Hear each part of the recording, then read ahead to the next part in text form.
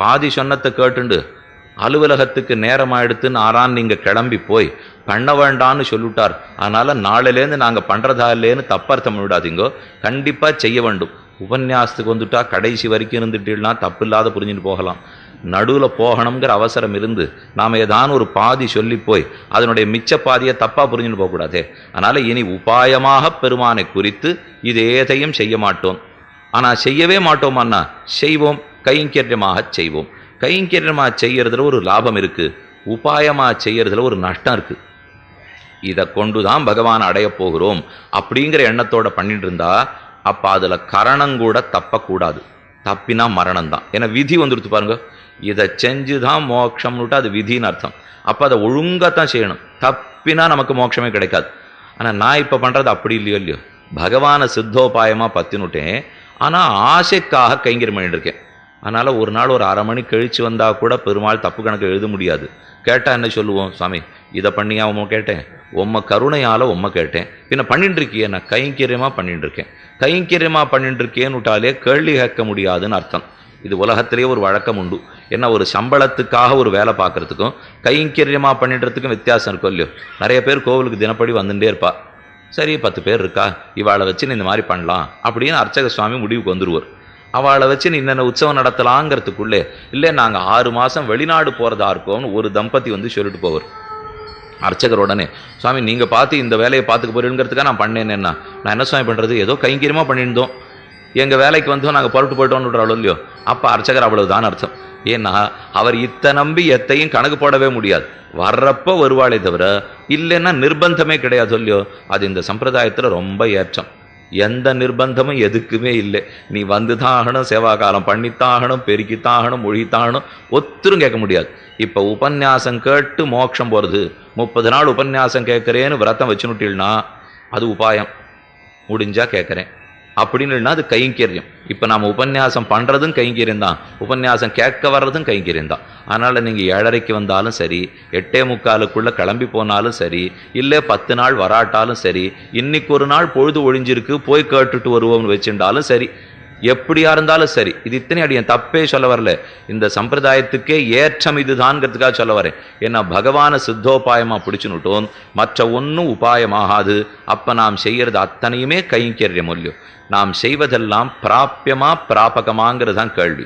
நாம சங்கீர்த்தனம் பண்றோமே, பிராபகமா, பிராபகம்னாலும் உபாயம்னாலும் ஒரே அர்த்தம் தான். அதன் மூலமா பகவான் அடைய போறோம். நாம சங்கீர்த்தனம் அடைவிக்க போறதா இல்லை, நாம மெழுகி கோலம் போட்டது அடைவிக்க போறதா இல்லை. அப்ப எது அடைவிக்க போறது, ஈஸ்வரனுடைய கருணை. அப்ப மற்றதெல்லாம் செய்யலாமா வேண்டாமான்னா காலத்தை போக்கித்தான் ஆகணும். மோட்சம் கிடைக்கிற வரைக்கும் நாம் இப்ப வாழ்ந்துதான் ஆகணும். வாழற காலத்துக்குள்ள தப்பா போக்கிவிடக்கூடாது இல்லையோ. அதற்காகத்தான் கோவில் குளம் கைங்கரியம்னு வச்சுட்டு இருக்கோம். இல்லைன்னா இந்த புத்தி எங்கேயோ மேய்ந்து திரியறதுக்கு ஆரம்பிச்சுடுமே. அங்க புத்தி போகக்கூடாது, இங்க புத்தி இருக்கணுங்கிறதுக்காக நாயனார் ரொம்ப ஆச்சரியமா தெரிவித்தார். சர்வதர்மான் பரித்தேஜ்யான்னு கண்ணன் சொன்னானே, ஸ்லோகத்தை அதோட நிறுத்தியிருந்தா எவ்வளவு பெரிய அனர்த்தம் ஏற்பட்டிருக்கும் தெரியுமான்னார். ஏன்னா அடுத்த வார்த்தை மாமேகம் சரணம் பிரஜான்னு இருக்கும் இல்லையோ, அதை சொல்லாமல் எல்லா தர்மங்களையும் விட்டுடுன்னா அவர் சொல்லாமலே நாங்கள் பண்ணிட்டு இருக்கோம். நான் இப்போ அதுக்காக சொல்ல வரல இப்போ, ஏன்னா அவர் சொன்னார் எல்லா தர்மங்களையும் விட்டுடுன்னுட்டு. சாமி இது என்ன கீதை கேட்டுத்தானே நாங்கள் விடணும், நாங்கள் ரொம்ப நாளாக இது இல்லாமலே விட்டுட்டு இருக்கோமே. அப்போ சர்வதர்மான் பரித்தேஜ்ய மாமேகம் சரணம் பிரஜா, விடுகை மட்டுமே சொல்லலையே, விட்ட பிற்பாடு கண்ணன் திருவடிகளை பற்ற வேண்டும் இல்லையோ. அப்போ விட்டுடுங்கிற முதல் வார்த்தையை மட்டும் கேட்டுட்டு எழுந்து போயிட்டா நாஸ்திக்கம்னா வளரும். நாஸ்திகம் தானே. சர்வதர்மான் பரித்தேஜ்யாவை மட்டும் ஒருத்தர் நடமைப்படுத்திட்டார், ஆனால் மாமேகம் சரணம் பிரஜா இன்னும் அவர் பண்ணலேன்னு வச்சுங்கோ, அப்போ நாஸ்திகன்னு தான் அர்த்தம். எல்லா தர்மங்களையும் விட்டு என்னையே எல்லா தர்மமாகவும் பற்றுன்னு சொல்லுகிறார். அதனால் நாம செய்ய வேண்டிதான் உபாயமாக எல்லா தர்மங்களையும் விட்டுடணும். நாம சங்கீர்த்தனம் பண்றதோ எதை செய்வதோ அதை உபாயமாக செய்யாமல் அப்ப பின்ன என்னவா செய்கிறோம், பிராப்பிய கோட்டியில சேர்ந்துரும். நாம வைகுண்டத்துக்கு போனாலும் இதே கைங்கரியங்களை தானே பண்ண போறோம். அங்கே போனாலும் என்ன சாமகானம் பண்ண போகிறோம், ஆழ்வார் திருவாய்மொழி சொல்ல போகிறோம், பெருமாளுக்கு பூத்தொடுக்க போகிறோம், அவருக்கு பல்லக்கு தூக்க போகிறோம், ஏதோ கைங்கரியத்தில் ஈடுபட்டிருக்கும் இல்லையோ. பெரியாழ்வார் பாசுரத்தில் சொன்னார், பல்லாண்டென்னு பவித்திரனை பரமேட்டியை சார்ங்கமென்னும் வில்லாண்டான் தன்னை வில்லிபுத்தூர் விட்டு சித்தன் விரும்பிய சொல் நல்லாண்டென்னு நவின்னுரைப்பார் நமோ நாராயணாவென்னு பல்லாண்டும் பரமாத்மனை சூழ்ந்திருந்தேத்துவர் பல்லாண்டே. இந்த திவ்யதேசத்தில் இருந்துட்டு பகவானுக்கு நீங்கள் என்ன கைங்கரியம் பண்ணிடோ, அங்கே போன அப்புறமா அதையே பண்ணலான்னார் ஆழ்வார். இங்கே நீங்கள்லாம் இந்த கோவிலில் கோலம் போட்டிருந்தீங்கன்னா அங்கே போன உடனே கோலம் போடலாம். இங்கே நாம சங்கீர்த்தனம் பண்ணியிருந்தா அங்கே போனால் நாம சங்கீர்த்தனம் பண்ணலாம், இங்கே பாட்டு பாடியிருந்தா அங்கே போனால் பாட்டு பாடலாம், இங்கே ஸ்ரீபாதம் தாங்குவாளா பெருமாள் ஏழை பண்ணியிருந்தா அங்கே போனால் ஸ்ரீபாதம் தாங்கலாம், இங்கே உபன்யாசம் கேட்டிருந்தா அங்கே போனால் உபன்யாசம் கேட்கலாம், எந்த கைங்கரியம் பண்ணியிருந்தாலும் அங்கே போனாலும் அந்த கைங்கரியம் கிடைக்கும். இப்போ பெரியாழ்வார் என்ன சொல்லிவிட்டார்னா, நான் மங்களாசாசனம் பாடுற கைங்கரியம் பண்ணிட்டு இருந்தேன், அங்கே போனாலும் எனக்கு அந்த கைங்கரியம் உண்டுன்னு விட்டார். பகவானுக்கு அங்கே போய் ஒரு பல்லாண்டு பல்லாயிரத்தாண்டுன்னு பாடிட்டு போறார். அப்போ இங்கேயும் கைங்கரியம் பண்ண போகிறோம், அங்கேயும் கைங்கரியம் பண்ண போகிறோம். இந்த கைங்கரியத்திலே தான் நாம் செய்யும் கிரிசைகள் அத்தனையும் போய் சேர வேண்டும். அதனால் ஆண்டாள் கிரிசைகள் செய்கிறோம், என்ன செய்ய போகிறோம்னு கேளும்னு சொல்கிறாளே, உபாயமாக என்ன செய்ய போகிறோம் அல்ல, பிராப்பியமாய் புருஷார்த்தமாய் கைங்கரியமாக என்ன செய்ய போகிறோம். அப்படின்னால் இதற்கு பதில் பகவானிடத்தில் எதையும் கேட்க மாட்டோம்னு அர்த்தம். இப்போ நாம் என்னென்னமோ பண்ண போகிறோம், இது கொண்டு நீ எனக்கு மோட்சம் கொடுன்னு கேட்க மாட்டோம், உன் ஆனந்தத்துக்காக கைங்கரியத்தை செய்வோம். செய்யும் கிரிசைகள் கேளீரோ பார்க்கடலுள் பையத்து இன்ன பரமனடி பாடி. அதனால தான் நம்ம பூர்வாச்சாரியர்கள்லாம் ஒரு அனுஷ்டானத்தை கூட விடவே மாட்டா. சந்தியாந்தனம் பண்ணித்தாகணும், தர்ப்பணாதிகள் பண்ணித்தாகணும், வைஸ்வதேவம் பண்ணித்தாகணும், அக்னி காரியம் பண்ணித்தாகணும் நிர்பந்தம் வச்சுட்டு இருக்காளேன்னா எத்தையும் உபாயங்கிறதுக்காக நிர்பந்தமாக வச்சுக்கல. சிஷ்டாச்சாரம் முன்னோர்கள் செஞ்சிருக்கார்கள், நாம் செய்கிறோம். சாஸ்திர சொல்லித்து நாம் செய்கிறோம், பகவானுடைய பிரீத்திக்காக செய்கிறோம். இதற்குத்தான் நம்முடைய அனுஷ்டானமே தவிர இது கொண்டு மோட்சம் பெறணுங்கிறதுக்காக அல்ல. அதனால தான் செய்யும் கிரிசைகள் கேளீரோன்னு சாதித்தாள்.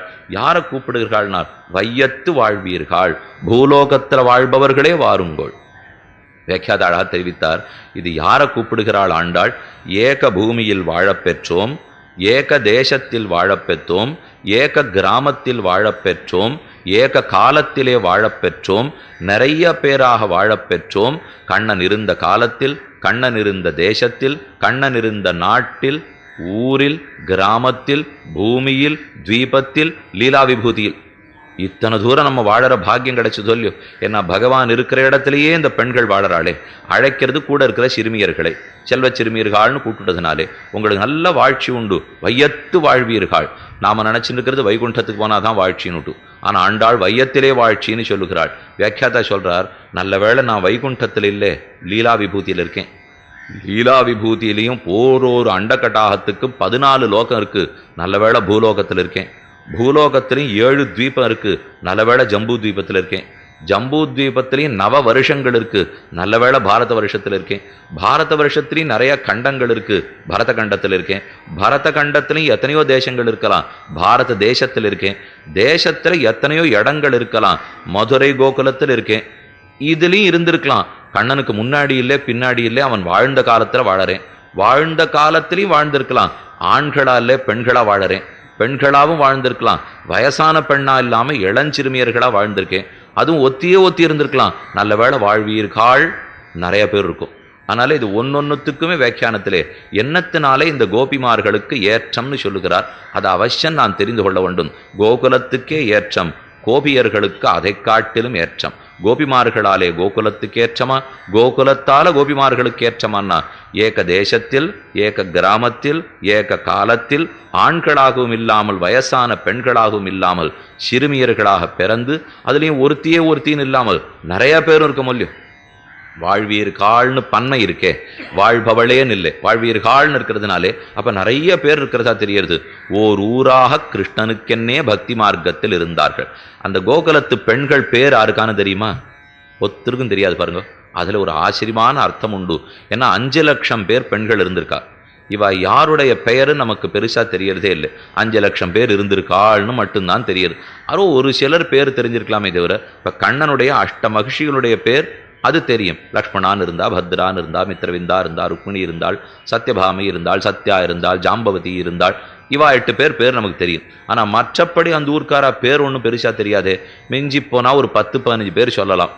ஆனா இப்ப அதே மற்ற இடத்துல எடுத்துட்டீங்கன்னா, ராமாயணத்தின் காலத்துல எத்தனை பேருடைய பேர் வந்துடுறது.